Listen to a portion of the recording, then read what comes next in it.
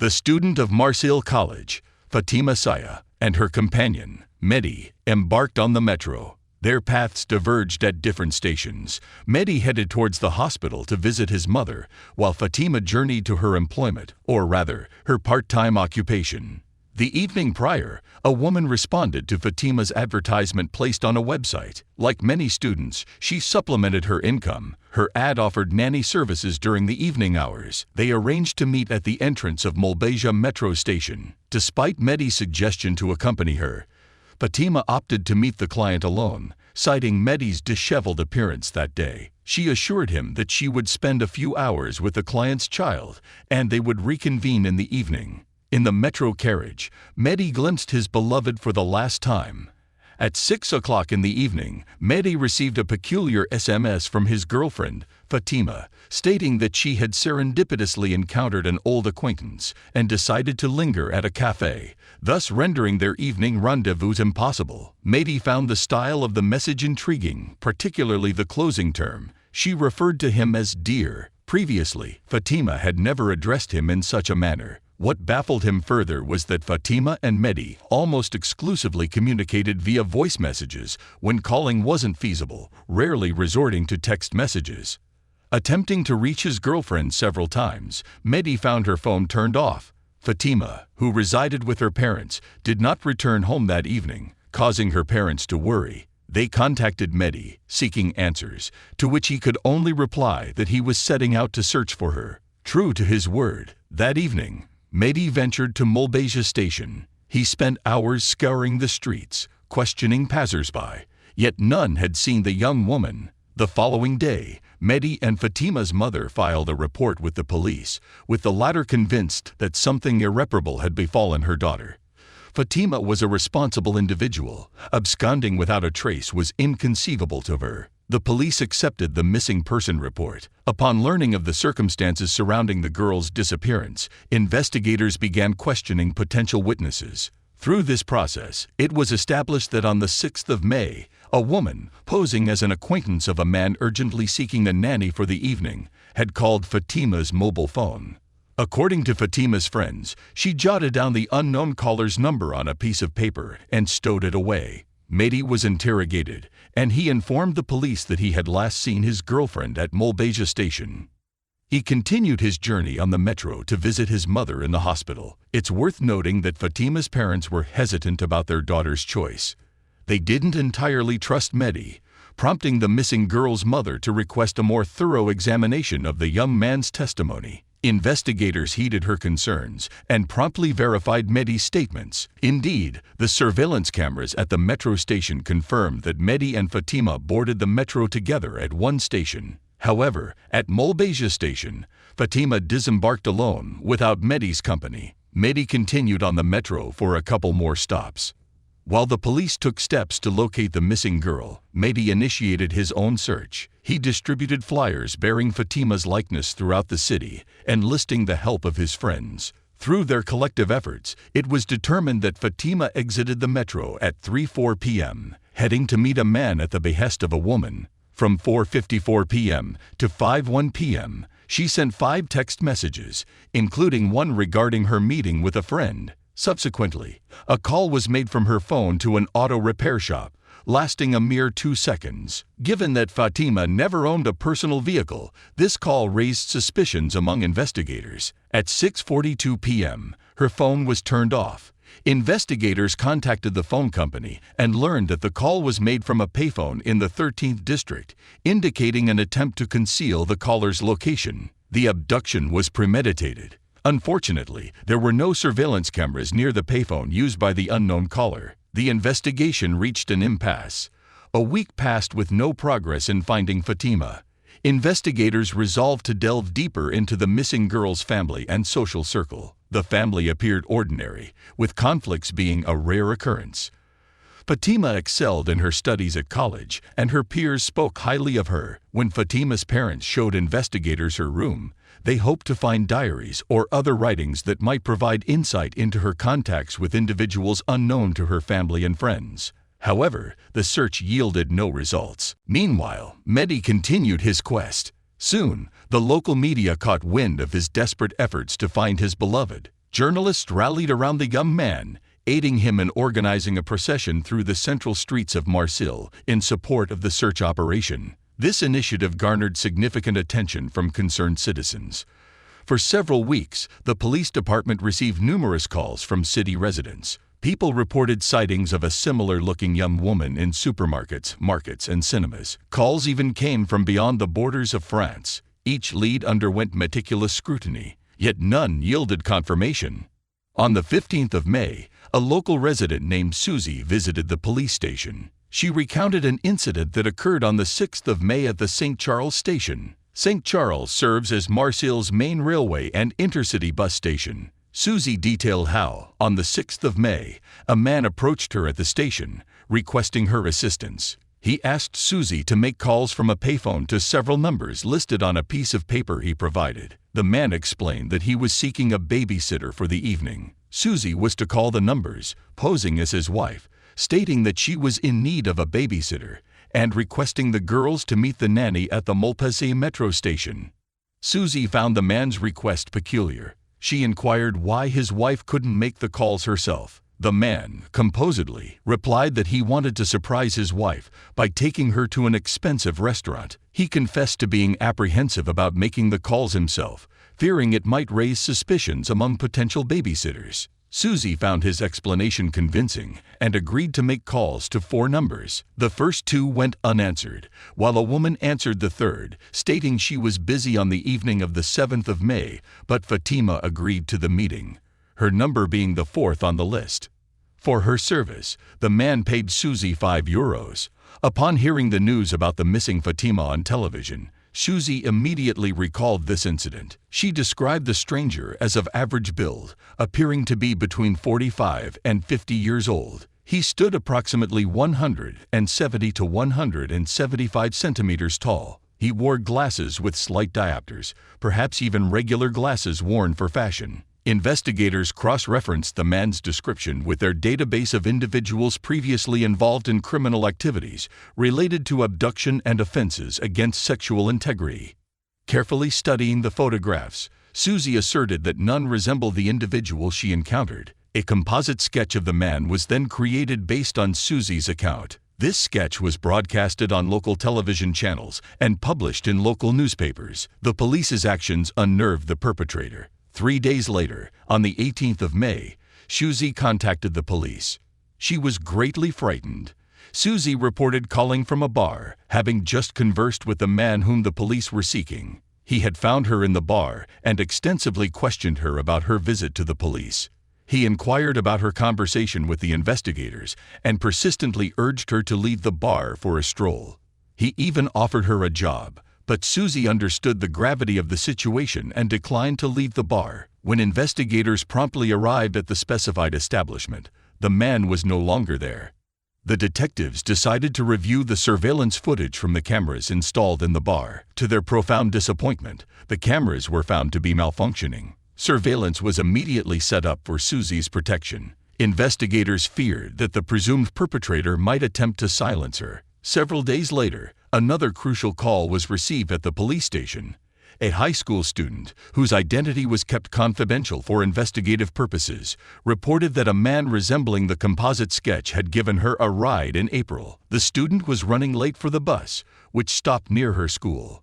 She hitched a ride and requested to be dropped off at her school. She remembered the ride vividly because the driver persistently asked for her phone number and offered her a job. The student was frightened, but did not provide her phone number, convincing him that it would be better if he emailed her. The man introduced himself as Alain Kartz. Soon after, she received an email from Alain, asking her to meet him at the bus stop in front of the bus station. Wisely, the student declined the invitation. She added that the man was pleasant-looking, but his gaze was very intense. The student's account prompted investigators to consider the possibility that Fatima might not have been the only victim of the sought-after man. Returning to the tale of Susie Gill, investigators managed to ascertain that at the request of the presumed perpetrator, Susie called women on the 6th of May who had posted their advertisements on the same website as Fatima. In other words, Fatima was not the specific target of the perpetrator. The girl, most likely, became his random victim. Other women simply got lucky. Specialists determined that the profiles of all 4 applicants had been viewed from 29 different addresses several days before the abduction. One address in particular drew significant attention. The large number of profiles were viewed at an internet cafe on a street in Marseille. Investigators proceeded to the internet cafe. Upon arrival, the visitor log was requested, but to the great disappointment of the investigators, such a log was not maintained at the cafe. It was also discovered that the unknown individual sent emails to the high school students specifically from this internet cafe. The criminal was highly cunning. He did everything to ensure he could not be traced. Frankly, the investigators no longer held hope of solving the case. Fatima's body was never found. Investigators doubted that the girl could still be alive. Several months had passed since Fatima disappeared. On the 8th of October, 2 women visited the Marseille police station. They reported that on the 5th of October, their friend, 42-year-old Irina Sitnik, had disappeared. Irina was a native of the former USSR. Like her friends, she engaged in prostitution on the city streets. On the night of the 5th to the 6th of October, she was picked up by a client in a white car. Since then, no one had seen Irina. The police took their statement. 2.5 weeks later, on the 22nd of October, another representative of the oldest profession disappeared under mysterious circumstances. 23-year-old Cristina Buclia, a Romanian citizen, worked on the street near the metro station. She was last seen getting into a client's car. The car was white, just like in Irina's case. The cases of the missing women shared common features. The missing women had Slavic features and disappeared under similar circumstances. Operational searches for the missing yielded no results. 2 weeks later, on the 7th of November, 28-year-old Zaim, an Algerian citizen, disappeared. Her mother reported her disappearance to the police on the 9th of November. The mother stated that her daughter left the apartment on the evening of the 7th of November at 8:30. Zaim engaged in prostitution, and her mother assured investigators that she was unaware of this. Investigators determined that on the evening of the 7th of November, Zain had called her friend and explained in Arabic that she had met a client at a bar who offered her 900 euros for the night. This was too large a sum, considering that the nightly rate was between 100 and 200 euros. It should be noted that unlike Cristina and Irina, Zain met clients in bars. Raids were conducted on the bars frequented by the missing woman. In one of the bars, a witness reported seeing Zainab on the eve of her disappearance. She also boasted to the witness that she had met a wealthy client and was to spend the entire night with him. Investigators had no doubt. A maniac was rampant in Marseille, abducting and killing foreign prostitutes. Investigators also uncovered another interesting fact. The perpetrator continued to use the SIM cards of the abducted women's phones for his purposes. Several phone calls were traced back to Irina and Cristina's numbers. On the 11th of November, an event occurred that profoundly affected the course of the investigation. Soumaya El-Kandadi, a Moroccan prostitute, visited the police station. Her appearance at the police station was prompted by rumors circulating among representatives of the oldest profession about the maniac and his preferences for abducting foreign girls.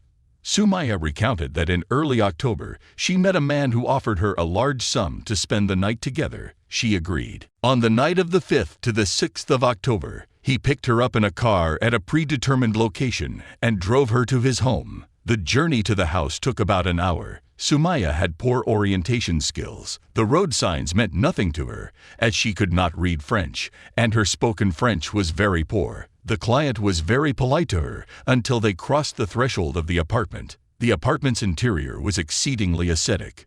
The girl noticed only the kitchen table and chairs, with a mattress lying on the floor. It seemed as though the apartment was uninhabited, a sort of rendezvous spot. What followed was a veritable nightmare. The man began to shout, to curse. He ordered her to undress, and then to undress him. The woman complied, after which he forcefully pushed her onto the mattress. He pounced on her like a beast on its prey. Binding her hands and feet, he beat her, then violated her. Throughout the ordeal, he incessantly humiliated and insulted her. It clearly aroused him. After tormenting her, he noticed earrings in her ears, ordered her to remove them and hand them over, threatening to cut off her ears if she disobeyed. Soumaya quickly surrendered the earrings, feeling as though the worst was behind her, but it was not. The sadist led her to the bathroom, where she experienced a genuine shock. In the bath lay the naked body of a young woman, face down. The sadist then uttered the phrase, "If you behave yourself, you will avoid the same fate." Sumaya understood that her only chance of survival lay in being completely obedient. While in the monster's lair, she had to employ all her sexual experience to keep the maniac satisfied. The perpetrator's subsequent actions appeared very strange. Towards dawn, he drove the girl home. Before releasing her, the criminal warned her that if she told anyone about what had happened, he knew where to find her.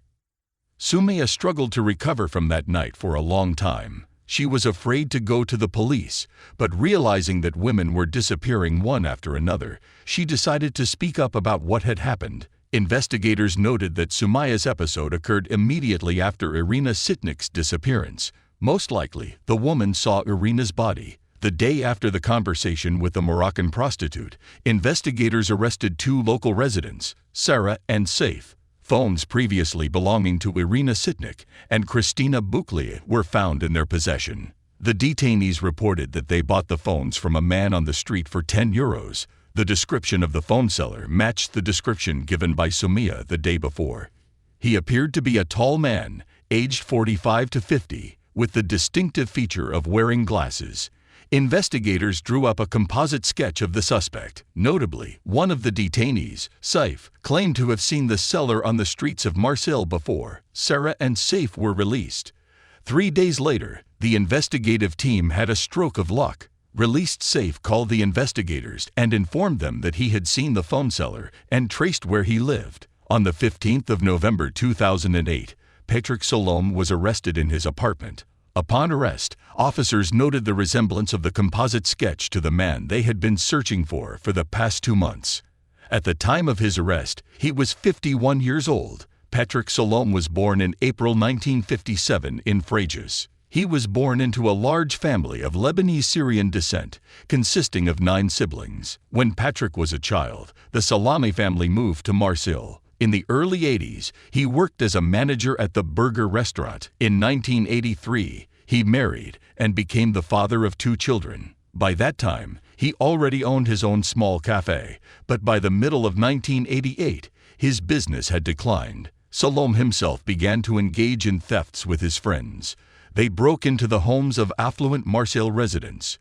There were 5 episodes in total, whereas the first 2 cases involved thefts with breaking and entering. The subsequent 3 were classified as robbery. On December 9, 1988, during the 3rd armed attack, the homeowner was brutally beaten, and Salom forced the homeowner's wife to suck his index finger, then grabbed her breast. In early March 1989, Patrick Salom and his accomplices were apprehended and incarcerated. On the night of July 26 to the 27th, 1990, Patrick Salom attempted to escape from the detention center. Corrupting the guards, he endeavored to scale the wall using a mountaineering rope, yet the attempt was in vain. As he ascended, he slipped, falling from a height and fracturing his leg. In November 1990, he made yet another unsuccessful attempt to flee. On May 15, 1993, Patrick Salom was sentenced to 20 years of imprisonment. In July 2005, he was released from prison. At the time of his arrest, Patrick remained composed. Investigators conducted a search of his apartment. Recall that the released criminal Sumaya noted that the apartment where she was assaulted was nearly devoid of furniture. Patrick's apartment, in contrast, was well appointed. The investigators' attention was drawn to the paintings on the walls. The paintings were executed by Patrick himself, depicting women in less than favorable light. During the search, investigators failed to find any evidence directly linking the apartment owner to the abductions. However, in the desk drawer, they discovered a blueprint of a building belonging to his mother. A portion of the investigative team proceeded to the address indicated on the blueprint. Upon arrival, they realized that this was the building Sumaya had described. The multi-story structure was enclosed by a fence, with access to the courtyard only possible through rounded gates. A fire escape was visible from the front of the building. According to Sumaya, Patrick led her into an apartment located on the top floor via this fire escape. Investigators hoped to find the bodies of the missing women in the apartment, but upon entry, their expectations were not met. However, during the search, items were found that indirectly implicated the apartment owner in the abductions of women. Condoms were discovered in abundance in the apartment, along with women's underwear and jewelry, including a bracelet matching the description of the bracelet worn by Fatima Saya, the first missing girl. Among other items found on the floor of the apartment was a pearl, which would later be determined to have fallen from a necklace belonging to Irina Sitnik. The first interrogation of the suspect, Patrick, took place on the following day, November 13th. Patrick was informed of the reason for his arrest. The detainee claimed that he was not acquainted with Irina Sitnik, Christina Buklia, or Sumia El-Kandadi. He was a married man, raising 2 boys, and was not involved in the disappearance of women. For the identification procedure, Patrick Salom was summoned, and immediately upon seeing him, Sumaya recognized him as her assailant. However, following the identification procedure, Patrick continued to deny his involvement in the crimes. On November 14th, the results of the DNA analysis were ready, indicating that the pink women's underwear found belonged to the missing Irina. The only victim whose presence in the apartment was in question was the Romanian Christina Buklia. For more convincing evidence of the detainee's guilt, Susie Gil was invited to identify him. Recall that it was Patrick who asked Susie to call 4 nannies from the payphone.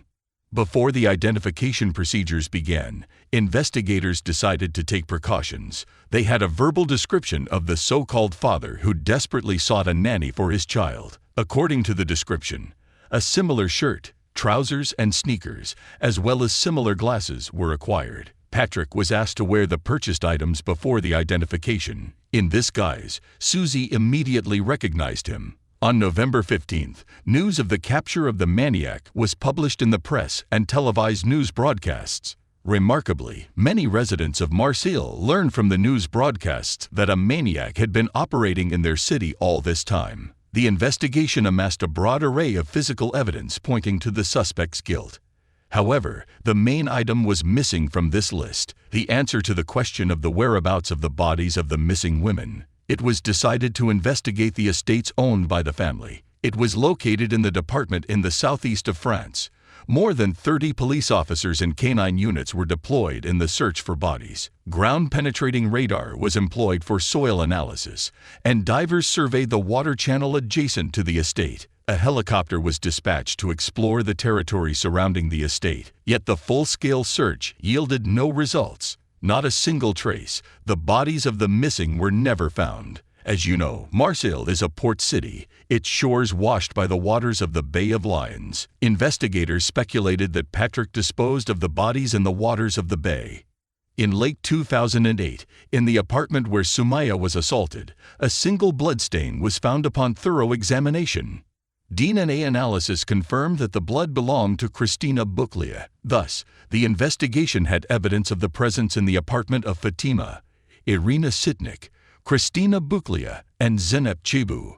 Under the pressure of evidence, the criminal confessed that the women were indeed in his apartment. He had engaged the services of prostitutes. With Fatima, they engaged in consensual sex, and as for the whereabouts of the missing, he knew nothing. The first trial of Patrick Salom began on March 17, 2014. It is worth noting that the defendant was represented by an experienced lawyer who cast doubt on the sincerity of Sumia El-Kandadi's words. The lawyer insisted that if the defendant, according to the investigation's version, so diligently covered his tracks, asked third parties to call potential victims from a payphone, changed his appearance to meet Susie Gil in a bar, then why did he release Sumaya after the brutal assault, and before that, show her the pipe in the bathroom? The lawyer argued to the jury the insanity of the prostitute.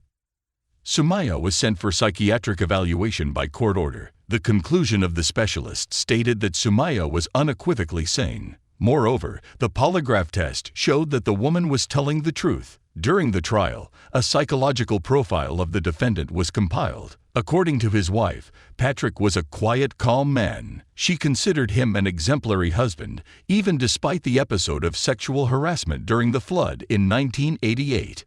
Patrick was a good father. According to my psychological assessment, he adeptly concealed his true self, maintaining control. Sexual relations with his wife did not bring him the satisfaction he desired, so he sought extramarital affairs, trying to find fulfillment in new sexual relationships, giving vent to his emotions. He likely switched to relations with representatives of the oldest profession after the murder of the student for a quite logical reason. With such women, agreements could be reached much easier without any intermediaries.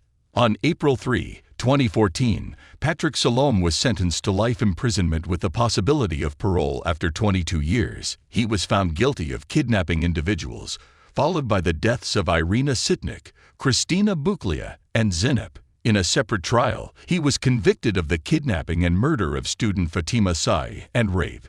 In conclusion, it is worth noting a few more facts. Besides his passion for painting, the criminal attempted to write a book about serial crimes. A manuscript was found in his house, which he repeatedly submitted to book publishers, but was rejected each time. The manuscript clearly reflects the author's attitude towards women, whom he considered the spawn of the devil. At present, Patrick is incarcerated. He has turned 66 years old.